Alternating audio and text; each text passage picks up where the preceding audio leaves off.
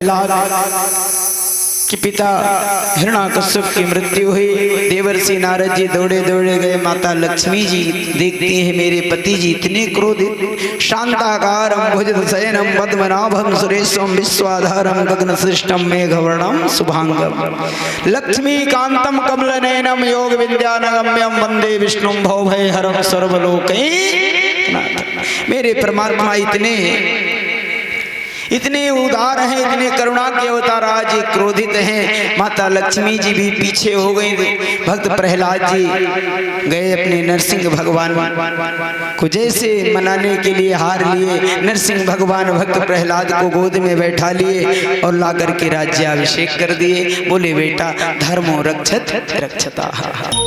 बोले नरसिंह भगवान की। आगे चल करके मनमंत्रों की कथा में घबराओ नहीं प्यारे, उस समय नजदीक आ रहा है। देखो आज जो प्रसंग छूट जाएगा वो कल हो नहीं पाएगा, है ना। तो और भागवत में कहा गया कोई भी प्रसंग छूटना नहीं चाहिए। ये 7 दिनों तक भागवत कथा गाई गई है। परमहंसाचार्य श्री सुखदेव जी के द्वारा लिखी की कथा आती है जो भगवान श्री हरि अवतार लिए और गजग्राह यानी गज माने हाथी और वो हाथी जो है ये गजेंद्र नाम का एक हाथी था जो त्रिकूट नाम के पर्वत पे रहता था। और ये हाथी के अंदर बड़ा अभिमान था कि मेरे अंदर तो इतना बल है, मेरे जैसा बलशाली कोई हो नहीं सकता। समस्त हाथियों का राजा था, 10,000 हाथियों का बल था। अपने बल पे बड़ा अभिमान था इसे।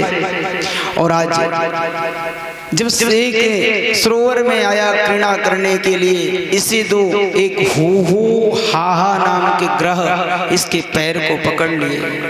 ध्यान देना ये दोनों सगे भाई भी थे पूर्व जन्म में। बस फर्क इतना हुआ कि एक भाई ये दोनों ग्राह बन गए। रोज लड़ाई किया करते थे लेकिन आज अपने बल का पराक्रम देखने के लिए ग्राह आकर के पैर को पकड़ लिया। गजराज पूरी तरह से प्रयास कर डाला, भैया मेरे पैर को छोड़ दे, मैं जान गया तू मेरे से बलवान है, मेरे पैर को छोड़ दे। लेकिन ग्राह ने कहा मैं अब इस पैर को छोड़ने वाला नहीं हूँ। रोज तो मेरे से आते थे लड़ने में पैर छोड़ देता था, लेकिन अब मेरा उद्धार का समय आया है। आज अगर मैंने पैर छोड़ दिया तो नारायण मेरा उद्धार नहीं करेंगे।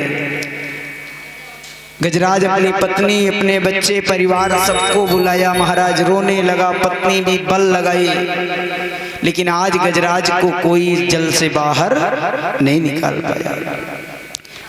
और जब कोई नहीं निकाल पाया, पत्नी भी हाथ जोड़ ली, स्वामी शायद विधाता मेरा और आपका साथ यहीं तक लिखे थे, और अगर मैंने बल लगाया तो अब बच्चे अनाथ हो जाएंगे। आप तो मरोगे ही लेकिन साथ हमें भी मर जाना पड़ेगा, इसलिए अब मुझे जाने दीजिए। पत्नी भी चली गई, बच्चे भी चले गए, प्रजा भी चली गई। गजराज को पता चल गया।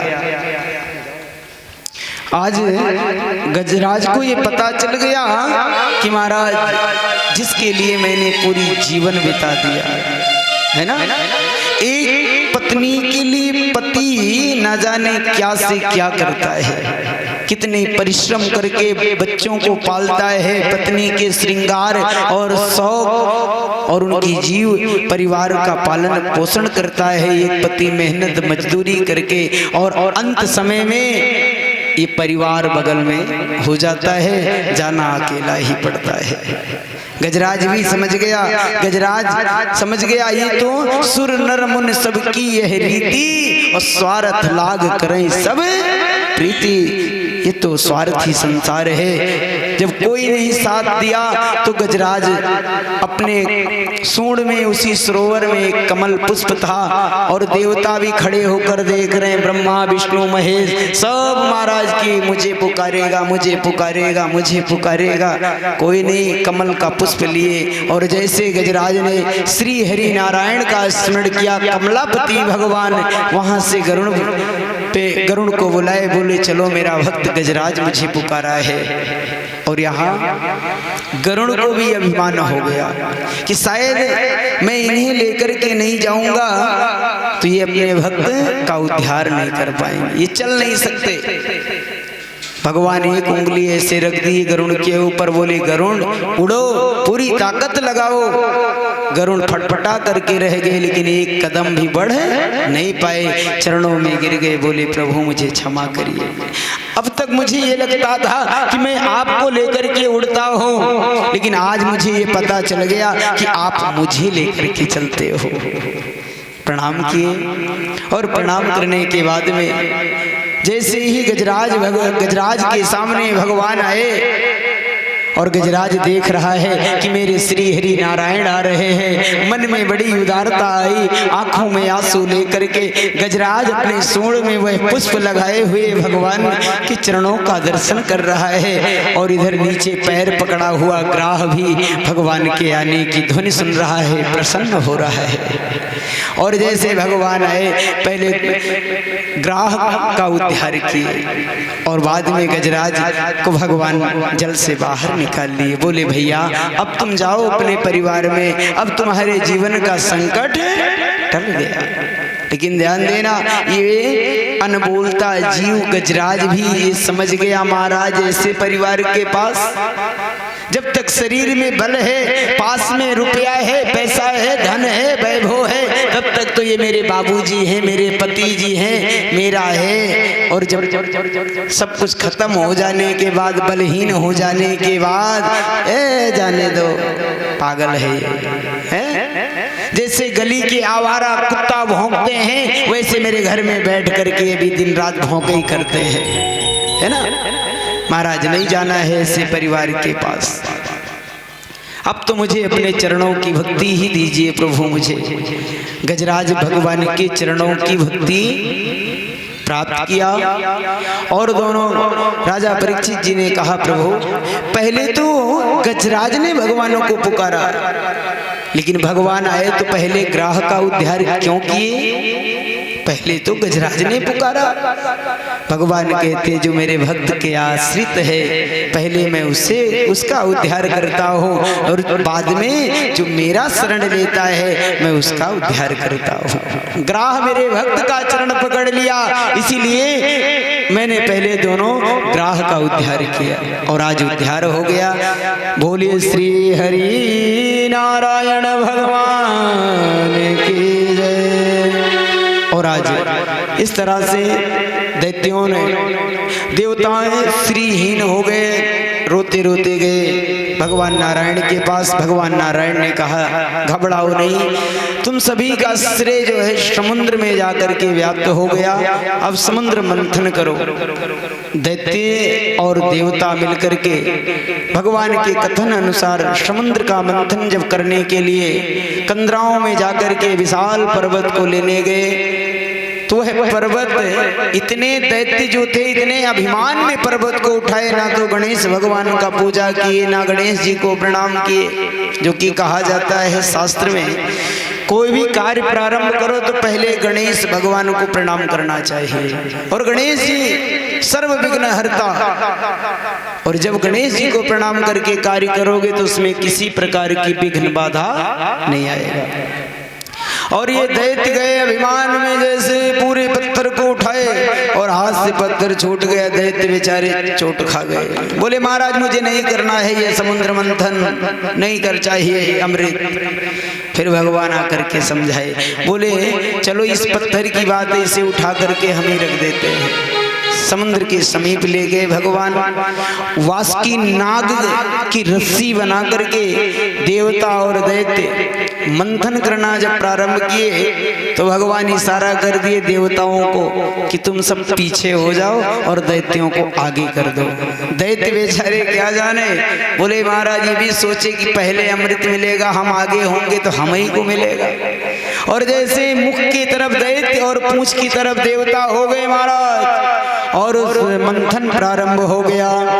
और उस मंथन में तो कई दैत्यों का इससे वासुकी नाग का फुफकार, हुंकार, अग्नि ज्वाला पड़ने लगा। कई दैत्यों तो सो गोविंदाय नमो नमः होने लगे, भयंकर ज्वाला रूपी विष निकलने लगा। देवता भगवान नारायण के पास, बोले प्रभु अब क्या होगा। भगवान भी वहां कच्छप अवतार लेकर के जल में तैरने लगे। बोले कच्छप भगवान के कछुआ बन गए। बोले जाओ इस समाधान भगवान शिव करेंगे।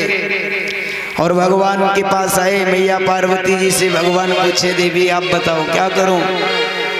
देवता मुझे मेरे पास आए हैं कि चलिए प्रभु ये विष को आप पी लीजिए।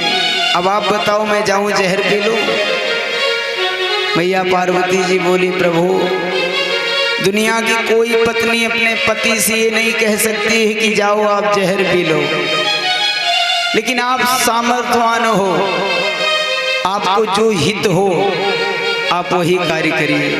भगवान वहां से चलकर आए और जैसे समुद्र के समीप आए और हाथ जोड़ करके अपने आराध्य राम जी का ध्यान किए। और जैसे राम जी का ध्यान किए, बोले प्रभु मैं आपका सहारा लेकर के ये विष पीने जा रहा हूँ। अब जिम्मेदारी आपकी है, आप मुझे जीवित रखोगे या मार दोगे। अगर मैं मर गया तो सम्मान आपकी जाएगी, मेरी नहीं जाएगी। भगवान भी सोचे अच्छी बात है। और जैसे शंकर भगवान अपनी अंजूली को बनाए तो जब मुख से हमारे राम निकलता है तो रा बोलोगे तो मुख खुल जाएगा। भगवान शिव जी रा बोले और जैसे मुख खुला और पूरा विश्व पान कर लिए और बाद में माँ बोल दिए तो माँ बोलने पे मुख बंद हो गया।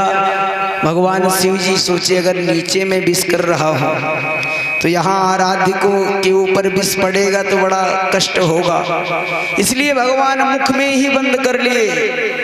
तो ये रा है, ये माँ है, इसके बीच में जब विष पड़ा तो बताओ रा और माँ के बीच में जब विष पड़ रहा है तो ये मार पाएगा। पहली उपमा। और दूसरी उपमा क्या है, ऊपर से जब राम भगवान शिव जी विष का पान किए तो नीचे राम जी बैठे हैं। जब भक्त इनके अधीन हो गया तो इनका भी तो कुछ दायित्व बनता है। तो ऊपर से विष आया और नीचे बैठे आराध्य, नीचे से ऊपर राम जी आए। यानी ऊपर से कंठ तक विष आया और हृदय में बैठे राम जी नीचे से ऊपर कंठ तक आए। तो कंठ पे विष और राम दोनों आपस में मिलकर के क्या हो गए, विश्राम। और विश्राम का अर्थ होता है विशेष आराम हो गया, वो अमृत बन गया। और एक नामकरण और हो गया, बोले नीलकंठ भगवान की। नीलकंठ भगवान हुए और समुद्र सुंदर मंथन प्रारंभ हो गया और उन्हें समुद्र से 14 रत्न निकले। जो पहले में चंद्रमा शशि प्रभा हुई वो भगवान शिव जी के मस्तक पे विराजमान हुए। ऐसे ऐसे करके माता लक्ष्मी जी का भी प्रादुर्भाव श्री रूप में हुआ। वो भगवान नारायण के गले में जयमाल पहना करके भगवान का वर्ण कर लिए। ऐसे ऐसे करके ऐरावत नाम का हाथी देवराज इंद्र को प्राप्त हुआ। ऐसे ऐसे देवताओं को एक एक पदवी प्राप्त हो गया, वाहन प्राप्त हुआ। और जब 14 रत्नों में दिव्य अमृत कलश लेकर के धनवंतरी भगवान आए, बोलिए धनवंतरी भगवान की। और धनवंतरी भगवान जैसे आए, दैत्य धनवंतरी भगवान के हाथों से छीन लिए और लेकर के 9 दूई 11 हो गए। देवता घबरा गए। भगवान बोले घबराओ नहीं, तुम सब मेरे आश्रित हो, फल तो मिलेगा, अमृत मिलेगा। और अमृत उन्हें नहीं मिलेगा जो छल करके लेकर गए हैं। और यहाँ भगवान बोले मोहनी भगवान की। भगवान मोहनी अवतार लिए और दैत्य आपस में लड़ रहे थे, मैं पहले पीऊंगा, वो कह रहा मैं पीऊंगा। भगवान मोहनी अवतार सुंदर शरीर लेकर गए। बोले राजकुमार आपस में क्यों लड़ रहे हो, सबकी मति भ्रमित कर दिए भगवान। दैत्य देखे अमृत छोड़ दिए, कितनी सुंदर ये अप्सरा आई है, देवी मेरे से ब्याह कर लो। और सब ब्याह के चक्कर में वशीभूत हो गए। और दैत्य बोले देवी ये अमृत का कलश है, अब हम दैत्य सोचते हैं कि आपके हाथों से ही हमें पिलाया जाए। पहले तो भगवान बड़ी बड़ी बातें किए, बाद में बोले कोई बात नहीं, मैं अवश्य अपने हाथों से ही आप सबको पिलाऊंगी। और जैसे ही महाराज सब बैठ गए दैत्यों से भगवान बोले देखो ये अमृत बड़ा गाढ़ा है, नीचे बैठा हुआ ऊपर पानी है केवल, और ऐसा करो जो ऊपर पानी है ये सब देवताओं को पिला दिया जाए और जो गाढ़ा अमृत है ये आपको दे दिया जाए। दैत्य तो प्रसन्न थे ही, बोले माँ देवी आपकी जैसी इच्छा, जो आप कहोगी वही हम मानेंगे, आपको जो अच्छा लगे वही आप करिए देवी, हम तो चाहते हैं आपकी पिलाओ ही मुझे। और जैसे ही महाराज भगवान मोहिनी अवतार लेकर के अमृत का कलश लिए, ऊपर देख रहे हैं सब पानी है, नीचे अमृत गाढ़ा जमा हुआ है, और एक बार घड़ा को हिलाए और समस्त देवताओं की पंक्ति में बैठा दिए, बोले तुम सब भी बैठ जाओ और इधर दैत्य बैठ जाए। और जैसे देवताओं की पंक्ति में आकर के एक दैत्य भी बैठ गया, जो थोड़ा होशियार था, वो जान रहा था ये कोई साधारण नहीं है, और पानी ही पहले मिले तो पहले महाराज अमृत को प्रदान करना है। और जैसे ही महाराज मोहिनी अवतार लेकर भगवान सबको पिलाने लगे, उसी देवताओं के बीच में आकर के बैठ गया। चंद्रमा और सूर्य इशारा किए महाराज ये नकली देवता है जो पी रहा है। भगवान अपने सुदर्शन चक्र के द्वारा उसके शरीर से सिर को अलग कर दिए, और एक भाग शरीर और दूसरा भाग सिर धरा पे गिरा, प्रणाम करने लगे, बोले महाराज मुझे भी कोई पदवी दीजिए, अमृत में इतना परिश्रम किया है और भाव करके आपका दर्शन किया है। और भगवान ऐसी विनती को सुनकर बोले जाओ तुम ग्रहों में राहु और केतु बन जाओ। एक राहु बन गया जो सिर है, ये पाप ग्रह है इसलिए शरीर है, और जो केतु है ये भी पापक दृष्टिकोण है, सिर बन गया। बोले जाओ तुम दोनों का नाम आज से तुम्हारे शरीर के दोनों भाग का नाम होगा राहु और केतु। राहु केतु नामों से आज नवग्रह के साथ में पूजे जाते हैं। आगे चल करके भगवान बड़े सुंदर श्री सुखदेव स्वामी कहते हैं महाराज, और जैसे ही देवताओं को अमृत दे करके मोहिनी भगवान कलश लेकर गए, और दैत्यों को जब होश आया तो बोले महाराज वो परम सुंदरी कहाँ चली गई, अब तो मार डालो देवताओं को। देवता तो अमृत पी लिए थे और देवताओं के द्वारा समस्त दैत्यों का वध हो गया। दैत्यराज गुरु शुक्राचार्य जी आए, सब दैत्यों को जीवित कर लिए, और उन दैत्यों में जो बलि था, एक बलि नाम का दैत्य था, उससे बोले अगर तुम्हें ऐश्वर्य प्राप्त करना है तो ब्राह्मणों की सेवा करो। महान सुयज्ञ करवाने लगे और बड़े बड़े यज्ञ करने लगे। एक दिन भगवान अदिति देवी भी परेशान हो गई कि प्रभु मेरे पुत्र इधर उधर भटकते फिर रहे हैं, मैं भी चाह रही हूँ कि मेरे पुत्र एक अस्थाई स्थान पे बैठ जाएं। तो आकर मैया अदिति देवी 12 दिन तक सुंदर तपस्या की, सुंदर व्रत रखी, दुग्ध पान करके 12 दिनों तक व्रत की। इसके प्रभाव से 52 भगवान अदिति माता के उदर में प्रविष्ट हुए। बोले 52 भगवान की। और आज भगवान 52 रूप धारण करके 52 अंगुल के होकर के राजा बलि को छलने के लिए जा रहे हैं। और ऐसा अद्भुत स्वरूप है राजा बलि के, जो 52 अंगुल के बालक हैं। बढ़िया छाता लिए, छत्र छाजन आदि रुद्राक्ष की कंठ में कोकिला सुशोभित किए हुए, वैजंती माला धारण किए भगवान, हाथों में कमंडली खड़ाऊ पहने हुए, मोटी सी जग्गोपवीत धारण करके भगवान जाने लगे। और आज जैसे ही आगे बढ़े, सब महाराज देख रहे हैं उधर राजा बलि यज्ञ कर रहा है, दान देने में भी दानियों में श्रेष्ठ है। दैत्यराज शुक्राचार्य जी भी बैठे हैं, और जैसे 52 भगवान आ रहे हैं वायु जोर से चलने लगी। राजा बलि देख करके महाराज ये कौन अद्भुत बालक आ रहा है। राजा बलि की बहन ने देखा, अरे सुंदर इतना बालक है, मन तो कर रहा है इससे सुंदर बालक को उठा करके गोद में लेके दुग्ध पान कराऊं। भगवान बोले मौसी जी घबराओ नहीं, इच्छा पूरी मैं करूंगा अवश्य। और जब भगवान आए राजा बलि के सम्मुख, राजा बलि प्रणाम किए, बोले महाराज मैंने सुना है कि आप दानियों में श्रेष्ठ हैं, मैं आज आपसे कुछ मांगने आया हूँ। बोले महाराज जो मांगना है मांग लो। बोले मुझे ऐसे नहीं, मुझे 3 पद जमीन चाहिए। पहले बोले महाराज इतनी छोटी सी बात, 3 अंगुल जमीन, 52 अंगुल के हो, 3 पद जमीन चाहिए, जाओ नाप लो जहां से इच्छा करे। दैत्यराज शुक्राचार्य जी बता रहे हैं, अरे क्या कर रहे हो महाराज, पूर्वजों का पूर्वज है। भगवान बोल रहे चुप रहो, अभी तो तुम्हारी एक नेत्र दृष्टि ही फूटी है, ज्ञान इंद्री भी फोड़ दूंगा। बार बार दैत्यराज शुक्राचार्य जी इशारा कर रहे हैं, लेकिन राजा बलि ने कहा मैं तो वचन दे चुका हूँ। भगवान बोले मैं ऐसी जमीन नहीं लेता, मैं कोई सिद्ध कोटि का मैं ब्राह्मण हूँ, बिना संकल्प का धन नहीं लेता, और उतना ही मुझे चाहिए जितने में जीव का पालन हो जाए।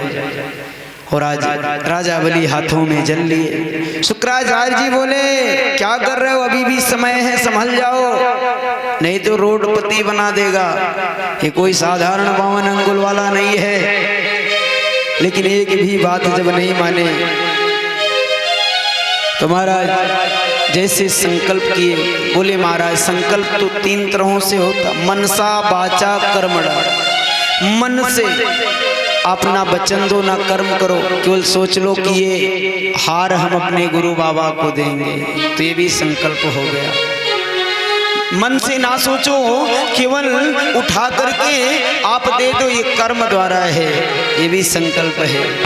और एक वचन दे दो, बाबा हम आपके एक हार देंगे, है ना। लेकिन तीनों में श्रेष्ठ क्या है, कर्म। कर्म प्रधान है, प्रधानता कर्म को दी गई है। और राजा बलि 3 पग जमीन देने के लिए संकल्प कर लिए, और जैसे संकल्प हुआ विराट रूप धारण किए भगवान। बोले विराट भगवान की जय हो। और जैसे विराट रूप धारण किए, राजा बलि की बहन देखती है इतना छलिया है, ऐसे बालक को तो स्तन में दूध की जगह विष लगा करके मार डालना चाहिए। भगवान बोले मौसी आपका ये भी कामना सिद्ध होगा। और आज जैसे पहले पग में भगवान 7 लोकों को नाप लिए, दूसरा पग भगवान जैसे रखे, पहले पग में तो पूरे पुण्य को नाप लिए, और दूसरे पग में लोक को नापे, और तीसरा और जैसे दूसरे पग में लोक को नापे भगवान, और नापते ही गोदावरी गंगा भागीरथी गंगा जी प्रकट हुई। भगवान जैसे ही चरणोदक से वो डिमडिमाता हुआ कुंडल में स्पर्श हुआ और फट गया, और वहां से जल निकल करके आया ब्रह्मा बाबा की कमंडल में, और ब्रह्मा बाबा की कमंडल से 7 ऋषियों के पास आया। 7 ऋषियों के पास से भागीरथी जी के पास आया। भागीरथी जी देखते ही कान के द्वारा कान में कैद कर लिए, आगे जाने लगे। महाराज एक दैत्य के द्वारा उनका अपहरण हुआ, आगे चलकर भागीरथी ने प्रार्थना किया। भागीरथी भगवान लेकर के गंगा जी को आज समुद्र में समीपन कर दिए, और आज भागीरथी गंगा प्रवाहित होकर के संसार का पालन हो रही। इसीलिए कहा जाता भगवान के चरणों से निकली हुई भागीरथी के द्वारा लाई गई माँ भगवती गंगा जी हैं, जो परम पावनी मोक्षदायिनी कल्याणकारिणी संसार का पालन करती हैं। पहली गंगा ये है चरणों से, आगे चल करके कहीं कहीं इनका नाम दिया गया भगवान के नयन नेत्र से गंगा प्रवाहित हुई है। आगे आएगा कथा। बोलिए सच्चिदानंद भगवान की। और जैसे दूसरा पग भगवान लोगों को नापे। तीसरा पग बोले अब मैं कहाँ रखूं। अपने पार्षदों को बुलाए, राजा बलि को बांध लिए, बोले अब बताओ मैं तीसरा पग कहाँ रखूं। राजा बलि ने कहा प्रभु आप बताइए कि दान लेता श्रेष्ठ होता है कि देता। उन्होंने कहा ये तो दान देता ही श्रेष्ठ है। बोले प्रभु फिर मुझे आप बंदी बना लिए हो, अब तीसरा पग मेरा पुण्य साम्राज्य राज्य सब आपने नाप लिया है। माँ भगवती गंगा का प्राकट्य हो गया है और आपका दर्शन हो गया, अब तीसरा पग मेरे सिर पे रख दीजिए। तीसरा पग भगवान सिर पे रख दिए। भगवान इतने प्रसन्न हो गए, करुणा निधान, बोले वरदान मांगो। राजा बलि भी कहा मुझे वरदान दीजिए प्रभु कि मैं जिस द्वार से निकलूं सबसे पहले आप ही का दर्शन हो। भगवान द्वारपाल बन गए। कभी पूरब के द्वार पे राजा बलि निकले तो भगवान दौड़ कर आवे, कभी पश्चिम के द्वार से तो दिन भर केवल भगवान पूरब पश्चिम उत्तर दक्षिण की चक्कर लगाने लगे। माता लक्ष्मी जी बड़ी उदास हो गई। देवर्षि नारद जी आए, बोले मैया पिताजी को बचाइए। और धीरे धीरे समय आया, रक्षाबंधन महापर्व त्योहार आया। माता लक्ष्मी जी बहन बन करके राजा बलि के यहाँ आई और हाथों में राजा बलि की रक्षाबंधन बांध दी। और जैसे बांध करके उन्होंने कहा कि भैया आज के दिन हर बहन अपने भाई से नेक मांगती है। राजा बलि ने कहा बहन जो मांगना है मांग लो, क्या मांगती हो। और बहन तो मांगने जो आई थी ये द्वारपाल चाहिए। राजा बलि बोले बहन ये क्या मांग लिया तूने, लेकिन मैं वचन दिया हूँ बहन ले जाओ। और जब द्वारपाल मांगी, माता लक्ष्मी जी द्वारपाल को लेकर के बैकुंठ लोक में आई। भगवान नारायण बोले देवी आज तो मुझे आपने बचा लिया, रोज दिन भर चक्कर लगाना पड़ता था। माता लक्ष्मी जी ने कहा प्रभु वरदान दे करके भवानी शंकर जी फंस जाते हैं और आप इतने बुद्धिमान होकर के भी फंस गए। बोले देवी भक्त इतने प्रेमी होते हैं कि कोई बस ही नहीं चलता है। और बड़ी सुंदर सुंदर भगवान लीला किए। श्रीमद् भागवत महापुराण का अष्टम स्कंद यहाँ विश्राम हुआ। 9वें स्कंद में मनवंतरों की कथा, 9वें स्कंद में 24 अध्याय है। 9वें स्कंद में 24 अध्याय है। उन 24 अध्याय में से 12 अध्याय में राम जी का चरित्र दर्शाया गया।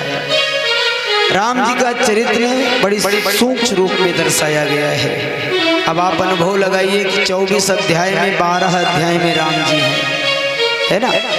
तो आप सभी तो जानते हैं राजा दशरथ जी के पुत्र हुए राम जी, श्री भरत जी, श्री लक्ष्मण जी, श्री शत्रुघ्न जी। और सबसे पहले राम जी का चरित्र भागवत में दर्शाया गया है तो नीचे से प्रारंभ हुआ है, यानी शत्रुघ्न जी के चरित्र से। शत्रुघ्न जी के नाम की महिमा है, जो शत्रुघ्न जी का स्मरण करता है उसके शत्रुओं का विनाश हो जाता है। ऐसे हैं श्री शत्रुघ्न जी।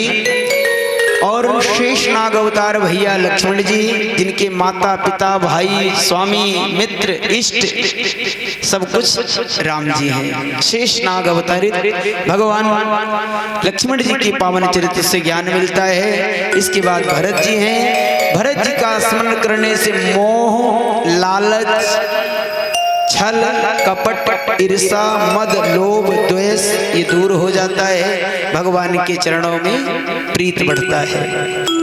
और राम जी क्या है?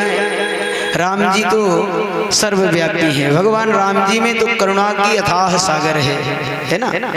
ऐसे प्रभु राम जी हैं। और यही चारों भाई राजा दशरथ जी के राजमहल में आ रहे हैं।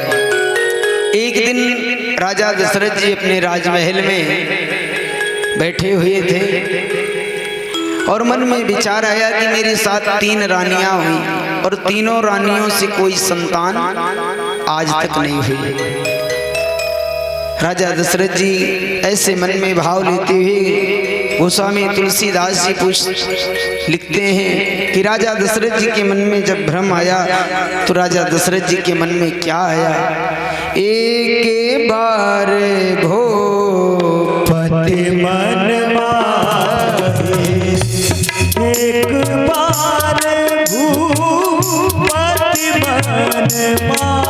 एक बार भूपति बनवाए भालाने मोरे उतराही भालाने मोरे उतराही गुरुगृह गया तुरंत महे पाला गुरुगृह गया तुरंत महे पाला चरण लागे कर ये विशाला निज दुख सुख सब गुरहि सुनाए निज दुख सुख सब गुरहि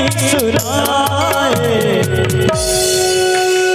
जय सिया राम जय जय सिया राम जय सिया राम जय जय सिया राम धरउधीर हुई हाय सुत चारी धरउधीर हुई हाय सुत चारी त्रिभुवन बेद भक्ति है हारी त्रिभुवन बेद भक्ति है हारी श्रृंगेरी साहेब वशिष्ठ बुलावा श्रृंगेरी वशिष्ठ बुलावा पुत्र काम शुभ के करावा पुत्र काम शुभ के करावा भगत सहित मोने आहुति भगत सहित मोने आहुति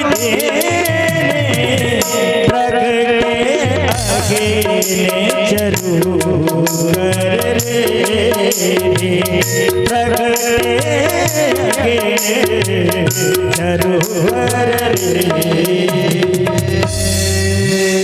और राजा दशरथ जी एक बार भूपत मनमाही भय गलानि मोरे सुतनाए। राजा दशरथ जी के मन में जब क्रांति मचा, तो जब क्रांति मन में मचे तो ये दुनिया वालों के पास नहीं जाना चाहिए। जाना कहाँ चाहिए? गुरु जी के पास। सत्संग में जाओ, भगवान के दरबार में जाओ। ये दुनिया वालों के सामने कभी अपनी मजबूरी और दुख नहीं रोना चाहिए। आज आपके मुख पे तो सुनेंगे और जब आपके पीठ पीछे ही आपके ऊपर हंसेंगे। इसलिए दुनिया वालों के पास मत जाओ। राजा दशरथ जी कहाँ गए? गुरु गृह गए तुरंत महिपाला, चरण लाग कर विनय विशाला, निज सुख दुख सब गुरहि सुनावा। गुरु वशिष्ठ जी के चरणों में गिर के प्रणाम किए कि हे राजन मेरे पास, हे गुरुदेव मेरे पास कोई पुत्र नहीं है।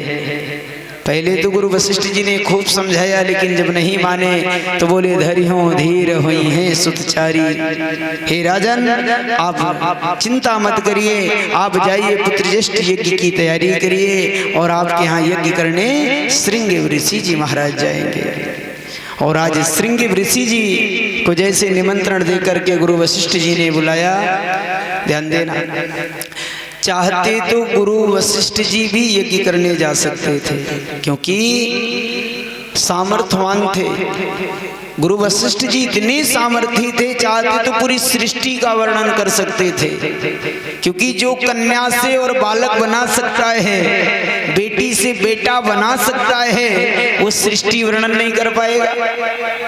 लेकिन यहाँ गुरु वशिष्ठ जी क्यों नहीं गए?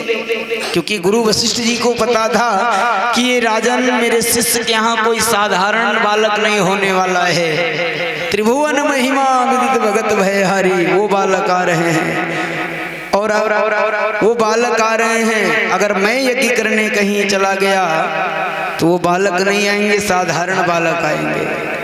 और वो श्रेय तो केवल श्रृंगी ऋषि जी को मिला है, इसलिए श्रृंगी ऋषि जी को बुलाए। श्रृंगी ऋषि जी के द्वारा पुत्र ज्येष्ठ यज्ञ की तैयारी हुई और यज्ञ संपन्न हुआ। चरु लेकर के अग्निदेव जैसे प्राकट हुए, बोले हे राजन, हे महर्षि ऋषि, आप यह अपने शिष्य को दीजिए, इससे 4 पुत्र आएंगे, ध्यान देना। और आज जैसे ही वह चरु दिए, अर्धभाग कौशल्या कर दीना। राम जी की चरित्र में हर एक शब्द में रहस्य छुपी हुई है ना। हर जगह भगवान की मर्यादित बातें हैं। यहाँ भी कि जब 3 रानियां हैं, लेकिन अर्ध भाग कौशल्या कर दीना, आधा भाग कौशल्या जी को और आधे में आधा आधा कैकेयी सुमित्रा। तीनों रानियां एक समान हैं। अगर आज एक व्यक्ति के पास 3 पत्नी हो और एक ही घरों में सुमत से रहती हो, तो बड़ी रानी को 2000 की साड़ी ला दो और दोनों रानियों को 1000 की, तो बताओ आपस में जमेगा? भीतरी मार दहेजरू जाने फिर दो। और आज उस तरह से माता कौशल्या, माता कैकेयी जी थोड़ी थोड़ी अंश निकाल करके सुमित्रा माता को दी। और इसके कई कारण हैं। गोस्वामी तुलसीदास जी ने कई पदों में कई कारण दर्शा दिए हैं। अर्धभाग कौशल्या कर देना। और आज जैसे ही वह चरु तीनों माताओं के पास आया, माताएं ग्रहण की और धीरे धीरे समय नजदीक आया।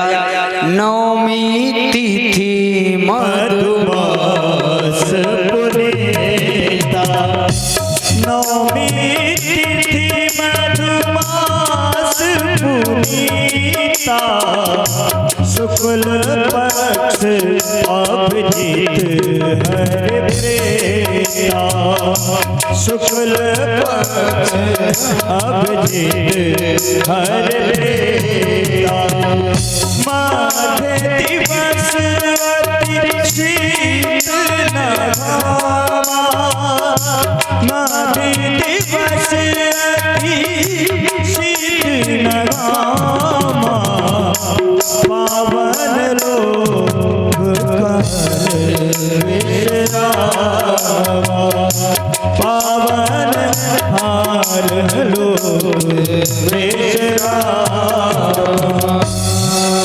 भगवान प्रकट हुए। नवमी तिथि मधुमास पुनीता, शुक्ल पक्ष अभिजित हरि प्रीता। राजा दशरथ जी के राजमहल में बड़ी रानी कौशल्या माँ की गोद में प्रभु बड़े भाई राम जी आए और कैकेयी मैया की गोद में छोटे भैया भरत जी आए और सुमित्रा मैया की गोद में 2 लाला, श्री लक्ष्मण जी और श्री शत्रुघ्न जी। चारों बालकों को बधाइयाँ देने के लिए जटायु आदि सब आए, आशीर्वाद दे करके गए। और गुरु वशिष्ठ जी के द्वारा चारों बालकों का नामकरण हुआ। सोहर बधाइयाँ खूब उत्सव मनाया गया।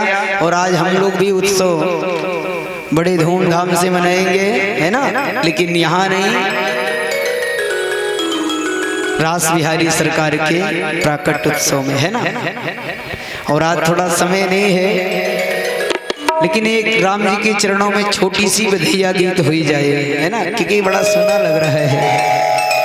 जब तक बधाइयाँ ना हो और सोहर ना हो, तब तक लाला कब आया और कब बड़ा हो गया पता पड़ोसी नहीं जान पाते हैं, तो ये भक्त क्या जान पाएंगे।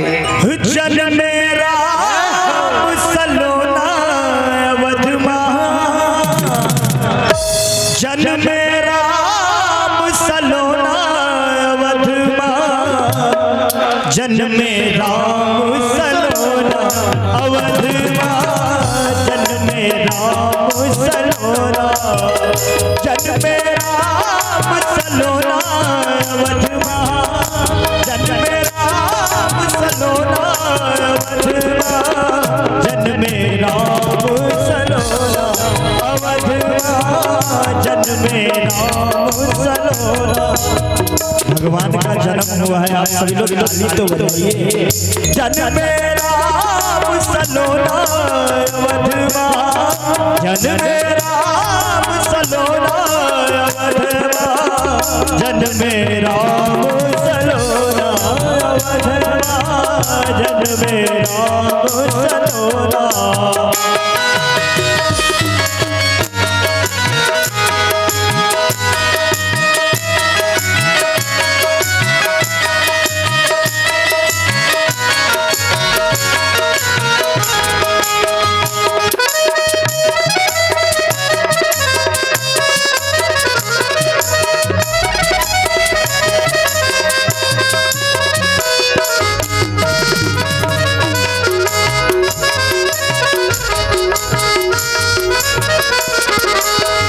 बंधनवार बधे दरवाजे बंधनवार बधे दरवाजे बधे दरवाजे बधे दरवाजे कलश धरे तुमको नाय वधवा कलश धरे तुमको नाय वधवा जन्मे राम सलोना अवधवा जन्मे राम सलोना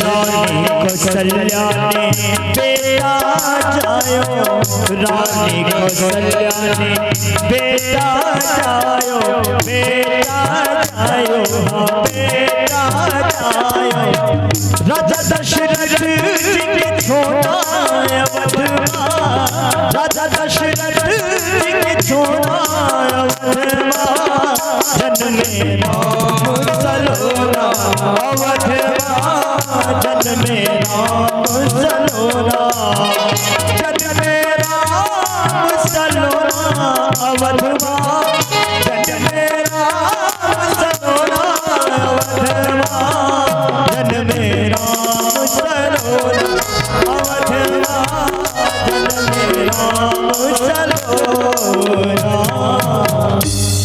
बोले भक्तवत्सल भगवान की। और आज राजा दशरथ जी के राजमहल में चारों तरफ से शोहर बधिया होने लगा। राजा दशरथ जी भी प्रसन्न हो गए, माता कौशल्या कैकेयी सुमित्रा भी प्रसन्न हो गई। और यही प्रभु राम जी मुनि की यज्ञ की रक्षा किए, ताड़का का वध किए और मारीच सुबाहु आदि का वध करने के बाद सिया जी के साथ स्वयंवर किए। मिथिला नगरी में चारों भाइयों का विवाह